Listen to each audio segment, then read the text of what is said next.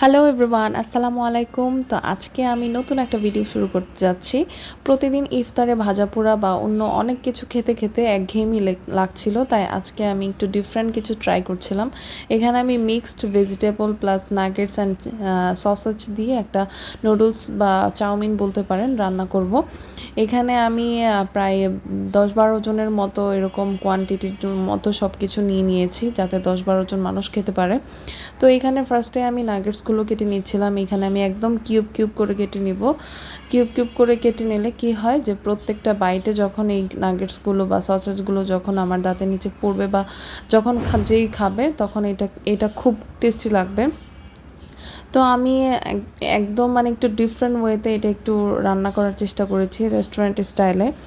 তো আমার ভিডিওটা যদি ভালো লেগে থাকে তাহলে অবশ্যই আমার ভিডিওতে কমেন্টস করে যাবেন, লাইক দিয়ে যাবেন। অ্যান্ড আমার ভিডিওগুলো যদি আপনাদের কাছে অনেক ভালো লেগে থাকে প্লিজ আমার চ্যানেলটা সাবস্ক্রাইব করবেন বা আমার ফেসবুক পেজটা ফলো করে যাবেন। তো এখানে আমি নাগেটসগুলো অ্যান্ড চিকেন সসেজগুলো আমি এরকম করে কিউব কিউব করে কেটে নিয়েছিলাম।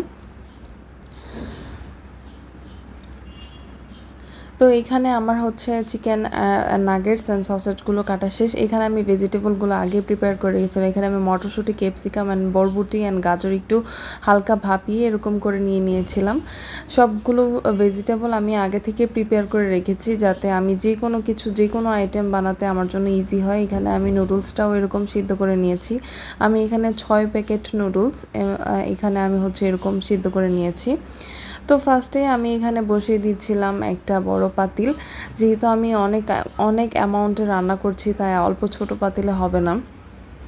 আর আমার কাছে মেনলি এখন বড় পাতিলও নেই, তাই আমি এরকম একটা পাতিল নিয়েছি।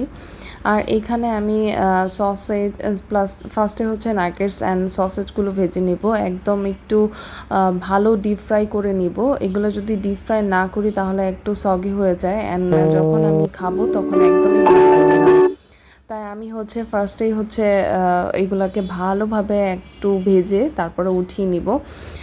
এইগুলা যদি একটু মানে ডিপ ফ্রাই করা হয় তাহলে যখন এটা আমি নুডলসে দিব তখন আর কি এটা একদম আস্তে আস্তে থাকবে, একদম ভেসে থাকবে, ইভেন দেখতেও খুব ভালো লাগবে।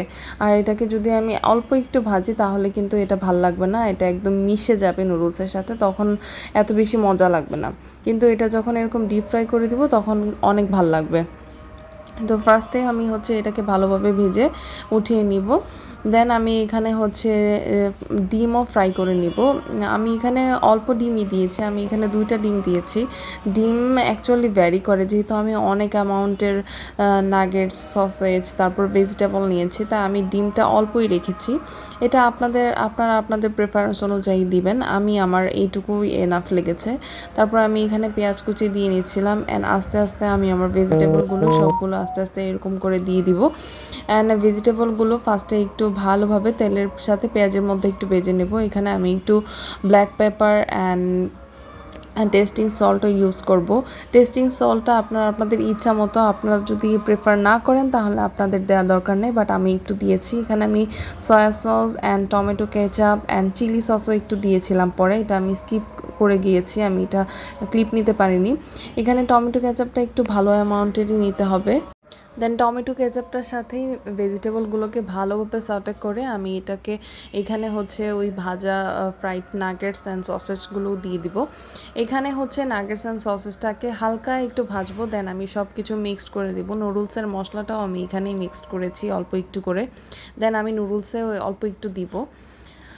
তো এখানে তো আমি নুডলসটা দিয়ে দিচ্ছিলাম, আর নুডলসটা দিয়ে আপনারা লেট করবেন না, একদম একদম কড়া আছে, আপনারা শুধু ভাজতে থাকবেন। এখানে কিন্তু আমি চুলার আঁচটা একদম হাই করে দিয়েছি। এখানে যদি আপনি লো আছে এই নুডলসটা ভাজেন তাহলে কিন্তু আপনাদের টেস্টটা এত ভালো আসবে না, একটু কেমন জানি পাঞ্ছে পাঞ্ছে লাগবে। এখানে আমি একদম কড়া আছে আমি নুডলসটা ভাজতেছিলাম।